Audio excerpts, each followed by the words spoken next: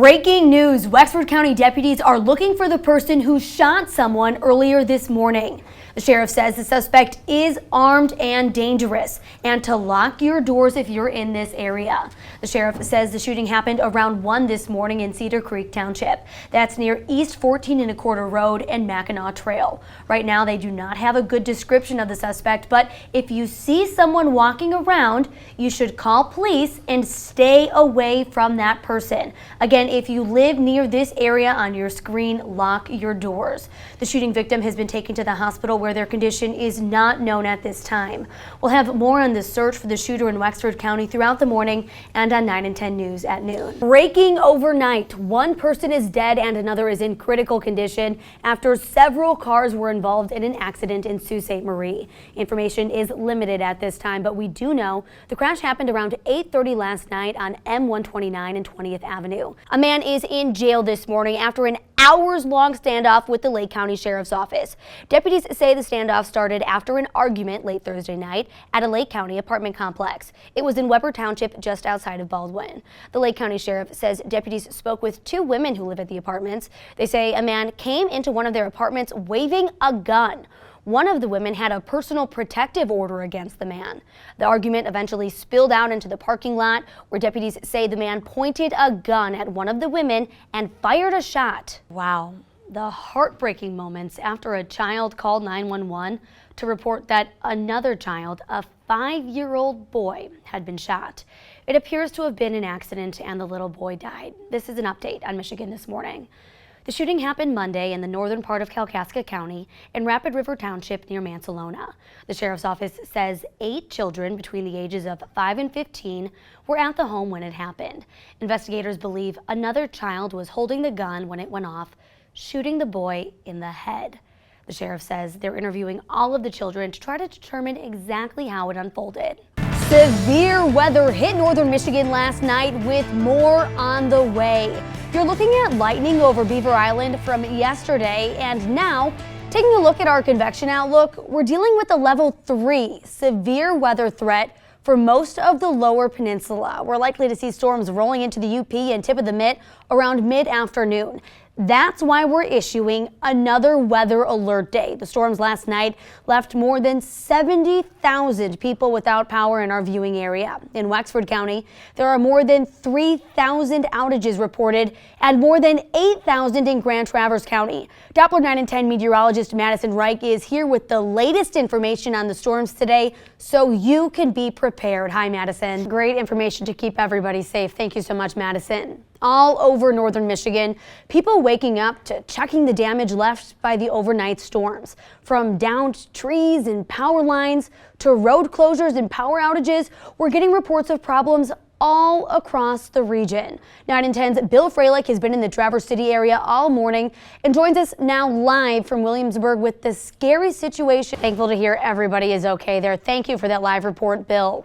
Police are investigating a homicide they say happened at a Sault Ste. Marie home late last night. Chippewa County Central Dispatch got a call from a home on Minneapolis Street saying that both a man and woman had been badly cut. When police got to the house, they say officers found Haley Smith dead inside the house, but the man was nowhere to be found. Officers later found him just a few blocks away and arrested him. The Sault Ste. Marie Police Department says they're still investigating and have not released the name of the man who was arrested. It was a close call for a family in Williamsburg with one tree on top of their home and 2 more that found their way inside. The Morris family saw plenty of damage to their home Tuesday night. When storms hit, they were in bed, debating whether to go to the basement. But a huge tree crashed into their roof and another limb punctured their bedroom wall right there. Look at that. So to give us a better understanding of this wild December weather and the bigger picture, let's check back in with meteorologist Madison Reich. Now, this is not something we typically see this time of year. The lakeshore took the brunt of the high winds. Here's a look at the waves crashing against the breakwall in Ludington yesterday. Wow, look at that. 7 to 12 foot waves were reported. Not even our camera you could see there could stay still in the high winds. All 4 people who should still be here today. Now the 15-year-old Ethan Crumbly is being charged as an adult for the shooting at Oxford High School. He faces 24 charges, including terrorism and first-degree murder. The Oakland County Sheriff's Office says Crumbly came out of a bathroom at Oxford High School and fired at least 30 rounds from a semi-automatic handgun. Now, new reports show the school superintendent said discipline was not warranted for the sophomore. The shooting left the community stunned and grieving for those 4 students. 16-year-old Tate Meir was a star football player. 14-year-old Hannah St. Juliana was a member of the basketball team. 17-year-old Madison Baldwin would have graduated next year. And 17-year-old Justin Schilling was on the golf and bowling teams. Investigators say the alleged shooter walked into the bathroom just before 1 Tuesday afternoon with a backpack and walked out moments later with a gun, firing more than 30 shots. The 15-year-old faces 24 charges, including 4 counts of first-degree murder and 1 count of terrorism, which is relatively unheard of in cases of school shootings. The violent threats are happening at schools here in northern Michigan, too. Chippewa Hills, Big Rapids, and Sheboygan schools will all be closed today, and Justin, Cadillac area public schools also closed for similar threats. They say that threat came in just before 7 this morning. Today is the day we have been waiting for more than a year. The vast majority of the state's remaining pandemic restrictions have been lifted as of today. It's the first time businesses will not have any kind of capacity restrictions in almost a year and a half. But this summer, Governor Gretchen Whitmer has refused to announce a mask mandate for schools like many other states have. Instead, it's coming down to what individual districts decide to do. Some say this is the state setting up school boards for blame and criticism, but others want the local control. Northern Michigan administrators and teachers were hoping to start the school year off COVID-free and back to normal. Instead, the school year is starting out looking a lot like last year. Despite vaccines, the daily case rates are slightly higher than this time last year, thanks to the Delta variant. The test positivity rate was just about 3% last September, and it's more than 10% now. It took years of work, but the Michigan Independent Citizens Redistricting Commission voted to adopt new congressional, state house, and state senate district maps. Let's take a look at how the new maps will shake up Michigan's representation. This is the approved congressional map, titled Chestnut. This map has a big impact on the representation here in northern Michigan.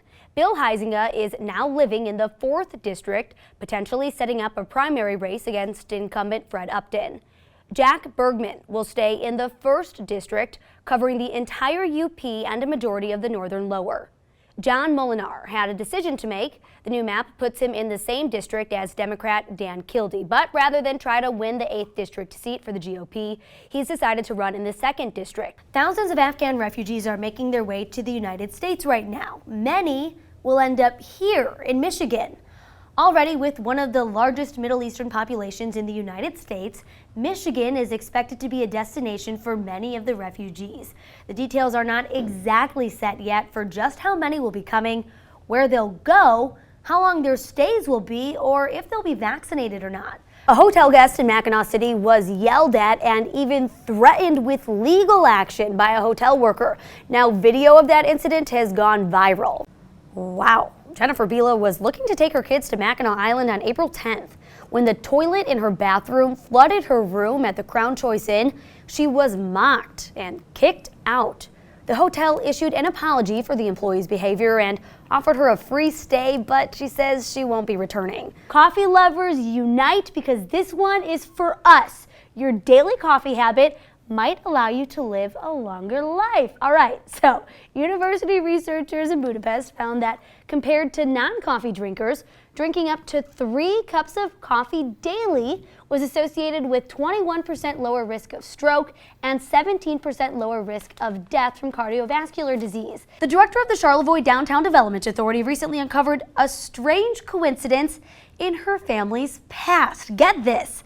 Lindsay Dotson moved from Detroit to Charlevoix 5 years ago, and she just found out she's been living right next to where her great-great-uncle lived in 1881. What? She was visiting the old township building when she came across old tax records that showed her ancestor paying taxes on the property just seconds from her own home. You guys, we gotta stop saying the W word. There are probably dogs watching MTM this morning thinking that they're gonna get to go for a WALK, but they're not.